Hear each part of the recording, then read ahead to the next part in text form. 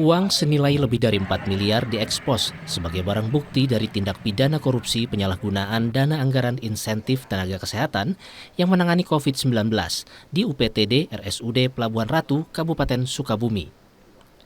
Pegawai PPK berinisial HC selaku mantan kepala ruangan COVID-19 di RSUD Pelabuhan Ratu ditetapkan sebagai tersangka. Ia ditangkap karena menilap uang insentif nakes yang menangani COVID-19 dan santunan dana kematian senilai 5,4 miliar rupiah. HC melancarkan aksinya dengan terlebih dahulu membuat data fiktif 180 nakes yang menangani COVID-19.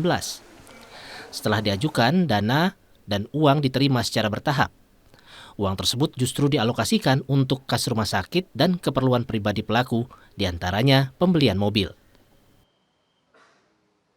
Laporan polisi yang kita buat ini berdasarkan laporan polisi model A dengan proses penyelidikan yang cukup lama sejak tahun 2021.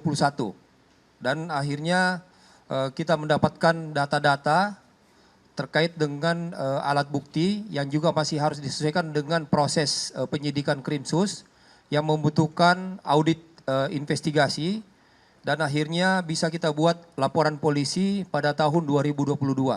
Berdasarkan bukti-bukti yang cukup tersebut. Uang tersebut bersumber dari APBN dan APBD. Dari uang senilai 5,4 miliar rupiah yang diperoleh pelaku, total 4,8 miliar yang berhasil diselamatkan oleh polisi dan akan segera dikembalikan ke kas negara. Polisi menyebut akan mengembangkan kasus ini karena tak menutup kemungkinan terdapat tersangka lain yang terlibat. Pada UPTD RSUD Pelabuhan Ratu Kabupaten Sukabumi tahun anggaran 2020 dan tahun anggaran 2021. Jadi peristiwa tersebut ya dilakukan oleh tersangka HC dengan mengajukan nama-nama tenaga kesehatan yang tidak menangani pasien COVID-19 sebagai titipan untuk mendapatkan uang insentif bagi tenaga kesehatan yang menangani COVID-19 pada UPTD RSUD yang dimaksud tadi, yang bersumber pada APBN tahun 2020 dan APBD 2021. Kemudian hasil